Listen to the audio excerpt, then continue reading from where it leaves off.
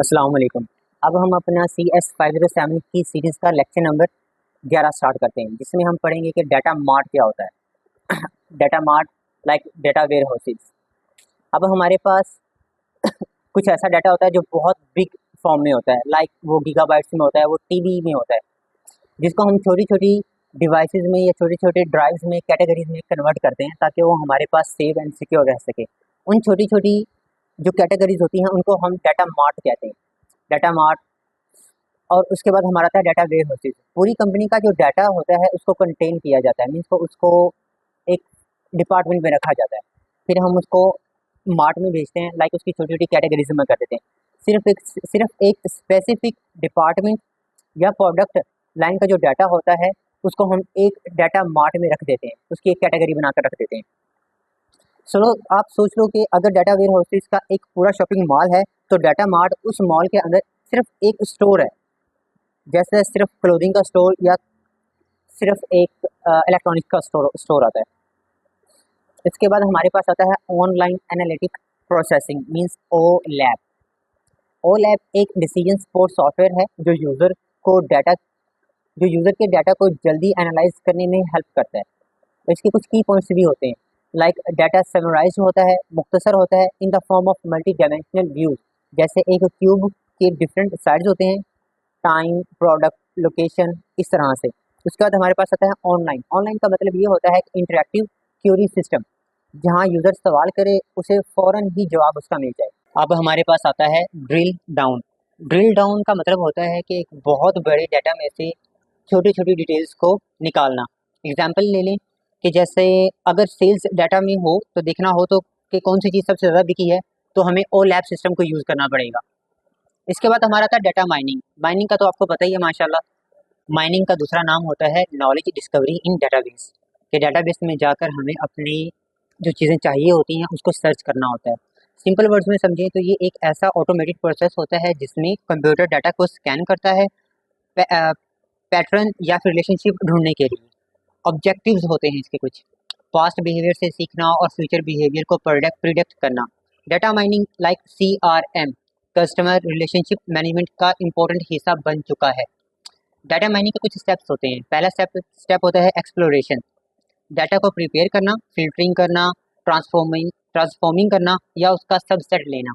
दूसरा मॉडल होता है हमारा model building and validation, algorithm या मॉडल सेट का को यूज़ करके प्रेडिक्शंस जनरेट करना। तीसरा हमारे पास होता है डिप्लॉयमेंट, बेस्ट मॉडल चूज़ करके नया डाटा पे यूज़ करना ताकि रिजल्ट हमें अच्छे मिले। उसके बाद हम इसकी कुछ मिसालों को देखते हैं। लाइक एक रिटेल सेल्स का डिपार्टमेंट है, अगर डाटा माइनिंग सिस्टम एनालाइज करके ये पता लगाए कि कस्टमर को विंटर में फ्लीस ट्राउज़र लेना पसंद है, तो ये पैटर्न आइडेंटिफाई करेगा कि अब मार्केट टीम सोचती है चलो इन कस्टमर्स को फ्लीस शर्ट्स भी ऑफर करते हैं। पहले ट्राउज़र थे, अब फ्लीस शर्ट्स भी हम इनको ऑफर करते हैं। सेल्स टीम एक कैंपेन लॉन्च करती है सिर्फ उन्हीं कस्टमर्स के लिए जिन्होंने ट्राउज़र के लिए सर्च किया था। ये डाटा माइनिंग सिस्टम ना कि एक नया इंसाइट दिया गया, बल्कि पहले कंपनी को भी इसका अंदाज़ा नहीं था। Concept of model use in DSS। Model का मतलब होता है एक एब्स्ट्रैक्ट या ख्याली या सिंप्लीफाइड प्रेजेंटेशन जो किसी भी चीज़ के एलिमेंट या रिलेशनशिप को दिखाता है। इनका यूज़ होता है ताकि मैनेजर को हेल्प मिले प्रॉब्लम सॉल्व करने के लिए, या ऑल्टरनेटिव सॉल्यूशंस को इवेल्युएट कर सके ताकि वो अच्छे से अपनी प्रॉब्लम्स को सॉल्व कर ले। इसके बाद हमारा इसकी कुछ टाइप्स आती हैं कि DSS में कौन कौन सी टाइप्स आती हैं। DSS में डिफरेंट टाइप्स के मॉडल यूज़ होते हैं ताकि प्रॉब्लम्स को अच्छे से समझा जा सके और उनके सॉल्यूशंस को फाइंड किया जा सके। इसमें 4 स्टेप्स शामिल होते हैं, जैसे physical model, narrative model, graphic model और मैथमेटिकल मॉडल। अब हम हर एक मॉडल को अच्छे से एक्सप्लेन करते हैं। फिजिकल मॉडल क्या होता है? ये एक 3D मॉडल होता है जिसमें 3 डायमेंशंस होती हैं। किसी ऑब्जेक्ट या प्रोसेस को फिजिकल या हकीकी तरीके से देखना या उसका छोटे वर्जन को बयान करना। एग्जाम्पल के लिए एक शॉपिंग मॉल का स्केल मॉडल होता है कि कितनी शॉपिंग की है, कितनी नहीं की, कितने कस्टमर इन हुए हैं, कितने आउट हुए हैं। एक नया कार का प्रोटोटाइप, यानी कि एक नई कार के लिए क्या क्या चीज़ें ज़रूरी होती हैं। फिर इसका कुछ फ़ायदे भी होते हैं। रियल चीज़ बनाने से पहले अगर डिज़ाइन में कुछ गलती हो जाए तो फिजिकली मॉडल में सस्ता और आसानी से ठीक किया जा सकता है। यानी फिजिकल मॉडल इसलिए बनाया जाता है ताकि टेस्टिंग और डिज़ाइन चेंज आसानी से हो सके। फाइनल प्रोडक्ट बनाने से पहले उसे यूटिलाइज और चेक किया जाता है। इसके बाद हमारे पास आता है नरेटिव मॉडल। नरेटिव मॉडल में हमारे पास ज़ुबानी होते हैं, या कि लिखा हुआ कुछ डॉक्यूमेंटेशन हमने तैयार की होती है जिसको हमने बताना होता है। एग्जाम्पल के जैसे बिजनेस का एक ईमेल होता है, इसमें हम रिपोर्ट्स को प्रेजेंटेशन इनके प्रेजेंट करते हैं, फिर डेली कम्युनिकेशन करते हैं, मैनेजर अपने दौरान करते हैं और सुपरवाइजर अपने दरमियान करते रहते हैं। हर दिन मैनेजर को जो बातें एक्सप्लेन या इंस्ट्रक्शन दिए जाते हैं वो भी एक तरह से नेरेटिव मॉडल ही होता है। इसके फैक्ट्स क्या हैं कि ज़्यादातर लोग इन्हें मॉडल नहीं समझते, लेकिन टेक्निकली ये मॉडल्स ही होते हैं। फिर हमारे पास आता है ग्राफिक मॉडल। ये मॉडल चीज़ों को ग्राफ, चार्ट्स या फिर सिंबल्स या ड्राइंग्स की फॉर्म में रिप्रेजेंट करते हैं। एग्जाम्पल के लिए एनुअल रिपोर्ट होती है जिसमें हम बड़े बड़े ग्राफ्स बनाते हैं, पाई चार्ट्स बनाते हैं जिसके अंदर सेल्स बताते हैं, और इसके अलावा और भी हम चीज़ों को बयान करते हैं। ग्राफिक मॉडल्स विजुअल्स को आसानी से समझने में और प्रेजेंटेशन को प्रोफेशनल्स बनाते हैं। बिजनेस में ये मॉडल्स आसानी से कम्युनिकेशन करने के लिए इस्तेमाल होते हैं। अब हम देखते हैं हमारा मैथमेटिकल मॉडल। ये मॉडल्स वो होते हैं जो इक्वेशंस या फार्मूलाज को ज़्यादा से ज़्यादा चीज़ों के दरमियान रिलेशनशिप दिखाते हैं कि क्या इनमें रिलेशनशिप आते हैं। जस्ट लाइक के profit equal to revenue minus cost होता है, और MX plus C like basic algebraic expressions, इनको समझने में आसानी होती है। टाइप्स ऑफ मैथमेटिकल मॉडल्स में बहुत सारी चीज़ें आती हैं जिसमें 3 मेजर होती हैं। इसके ऊपर होता है इन्फ्लुएंस ऑफ टाइम, क्या इवेंट या फैक्टर टाइम डिपेंडेंट है या नहीं है, जैसा कि इन्फ्लेशन रेट ओवर टाइम बढ़ती है या कम होती है। डिग्री ऑफ सर्टेनिटी, क्या आउटकम 100% सर्टेन है या सिर्फ पॉसिबल है, जैसे लाइक वेदर प्रिडिक्शन करना कि वो ठीक भी हैं या नहीं है, बारिश होने वाली है या तेज़ हवा है या आंधी आ रही है। और उसके अलावा लास्ट पे हमारे पास आता है लेवल ऑफ ऑप्टिमाइजेशन, क्या मॉडल परफेक्ट या नियर परफेक्ट सोल्यूशन दे रहा है या सिर्फ अप्रॉक्सीमेशन के लिए यूज़ हो रहा है, जैसा कि optimisation in algorithms to minimise cost. अस्सलाम वालेकुम जी। लेसन नंबर 11 को आज हम मज़ीद डिस्कस करेंगे, जिसके अंदर ग्रुप DSS होता है, like group decision support system. इसमें जब डिसीजन लेने वाले लोग एक जगह पे फिजिकल मौजूद नहीं होते या जियोग्राफिकली वो अलग अलग होते हैं, जैसे पाकिस्तान में हो गए, अफ़गानिस्तान में, US में, चाइना में, इस तरह वो डिफरेंट स्टेट्स में होते हैं, तब ये GDSS group decision support system use होता है। इससे क्या होता है कि डिसीजन मेकिंग बहुत फास्ट होती है, क्योंकि बहुत ज़्यादा ग्रुप्स के लोग इसमें कोलैबोरेट करते हैं। दूसरा कोलैबोरेशन होती है, लाइक सभी लोग मिल के इसमें पार्टिसिपेट करते हैं और सब लोग एक साथ मिलकर फैसला करते हैं। इसके बाद हमारा टॉपिक आता है electronic meeting system, EMS। EMS एक टाइप का सॉफ्टवेयर होता है जो ग्रुप डिसीजन मेकिंग में हेल्प करता है, बिल्कुल उसी तरह से जैसे चैट रूम्स होते हैं, जिसमें हम देखते हैं कि यूज़र को रिस्ट्रिक्टेड या अनरिस्ट्रिक्टेड एक्सेस दी जा सकती है या नहीं। टीम मेंबर एक प्लेटफॉर्म पर मिलकर आइडिया शेयर कर सकते हैं या डिस्कस कर सकते हैं और डिसीजन ले सकते हैं या नहीं। इसके बाद हम हमारा इनमें कंपैरिजन आता है कि डिसीजन सपोर्ट सिस्टम में और GD group decision support system में।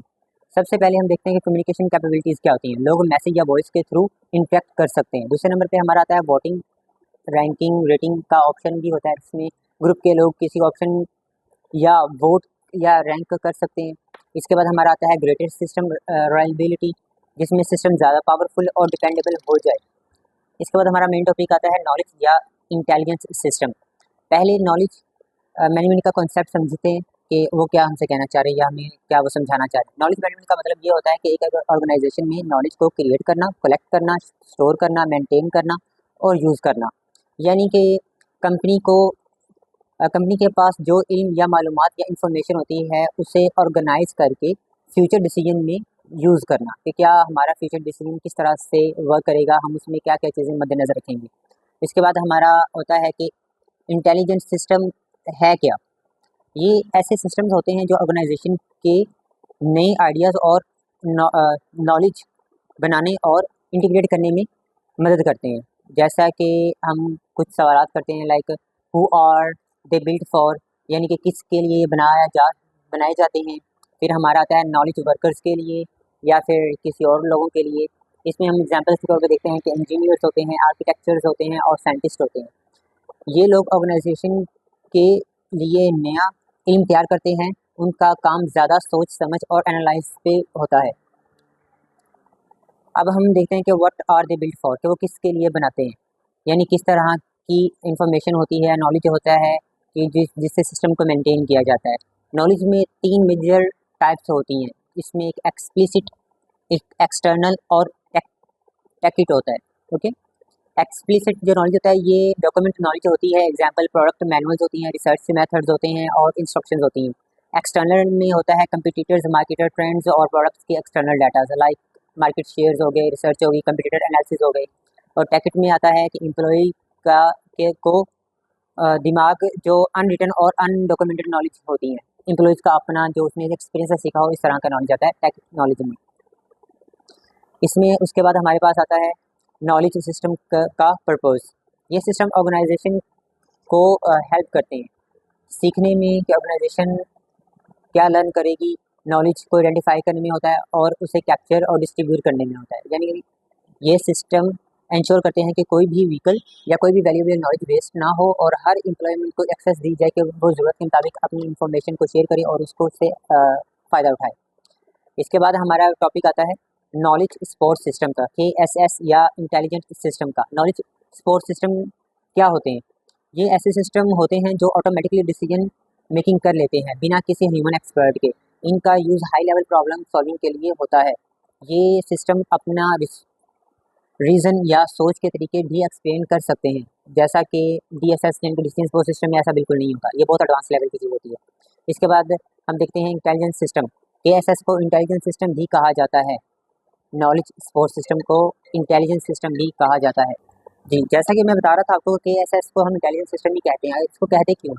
क्योंकि ये सिस्टम बहुत ज़्यादा स्मार्ट होते हैं। जब ये फुली फंक्शनल हो जाए या नॉन एक्सपर्ट भी वो काम कर सकते हैं जो पहले सिर्फ एक्सपर्ट कर सकते हैं। यानी सिस्टम खुद से काम करता है बिना ह्यूमन डिसीजन मेकर्स के। इस प्रोसेस को ऑटोमेशन ऑफ डिसीजन मेकिंग कहते हैं। अब हमारा एक और टॉपिक स्टार्ट होता है आर्टिफिशियल इंटेलिजेंस, AI।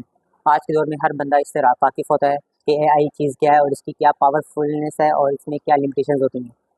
खैर, इसको हम स्टार्ट करते हैं कि डेफिनेशन में AI वो कैपेबिलिटी है जिसमें मशीन इंसानों की तरह सोचते और प्रॉब्लम सॉल्व करने लगती है। जैसा कि इंसानों को मसले आते हैं और वो उस चीज़ के ऊपर सोचते हैं, उसका हल निकालते हैं, वैसे ही मशीन्स को हम कोई भी प्रॉब्लम देते हैं तो फिर उसके ऊपर वो हमें सोच कर समझ कर आंसर कर देती है। जैसे कि आजकल हमारे पास चैट GPT है, जिमिनाई है और उसके अलावा कोपायलट है और भी बहुत सारे AI सॉफ्टवेयर्स हैं जिनके थ्रू हम चीज़ों को समझते हैं।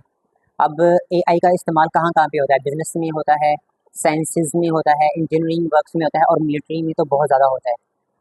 आजकल बहुत से AI सॉफ्टवेयर पैकेज अवेलेबल होते हैं जो ईज़िली यूज़ हो सकते हैं।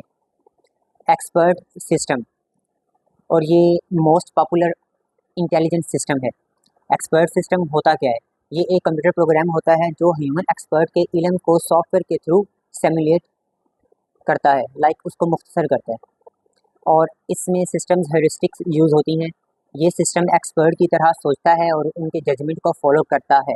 एग्जाम्पल के लिए हम देखते हैं कि जैसे मेडिकल डायग्नोसिस होती हैं, इक्विपमेंट रिपेयर होते हैं, इन्वेस्टमेंट एनालिसिस होते हैं, financial and state insurance planning होती है, व्हीकल रूटिंग होती है और इसके अलावा हमारा कॉन्ट्रैक्ट बिडिंग होती है। ह्यूरिस्टिक, ये असल में ह्यूरिस्टिक वर्ड क्या होता है और इसका मतलब क्या होता है? ह्यूरिस्टिक का मतलब ये होता है कि ये एक ऐसी टेक्निक होती है जो कि प्रॉब्लम सॉल्विंग को फास्ट और इफेक्टिव बनाती है।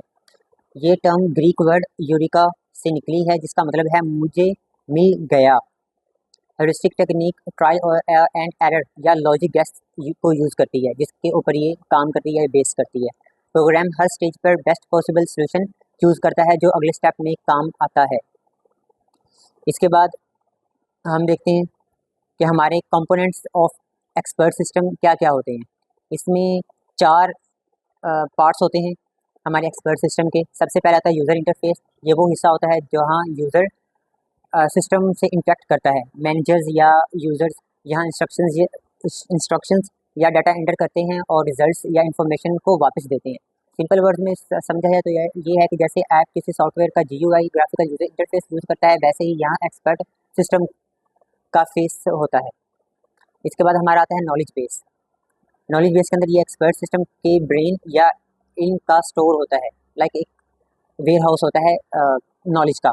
यहाँ पर रूल्स या लॉजिक रखे जाते हैं जिनके ज़रिए सिस्टम सोचता है और इन पर वर्क करता है। एग्जाम्पल के देखते हैं कि जैसे अगर टेम्परेचर 100 से ज़्यादा है तो फीवर है, तो ये रूल नॉलेज बेस में स्टोर होता है। इसके बाद हम देखते हैं हमारा इन्फेरेंस इंजन, ये एक्सपर्ट सिस्टम का थिंकिंग इंजन होता है। ये नॉलेज बेस का रूल को यूज़ करके रीजंस प्रोवाइड करता है, यानी सोचता है या उस पर कोई फैसला करता है, इस तरह से ये रीजंस प्रोवाइड करता है। सिंपल वर्ड में देखा जाए, ये डिसाइड करता है कि किस रूल को कब अप्लाई करना है और किस कंक्लूजन को या नतीजे को कब प्रोवाइड करना होता है। इसके बाद हमारा आता है डिप्लॉयमेंट इंजन। ये वो टूल या सॉफ्टवेयर होता है जिससे एक्सपर्ट सिस्टम क्रिएट किया जाता है और इसका यूज़ मोस्टली डेवलपर्स या सिस्टम बिल्डर्स यूज़ करते हैं।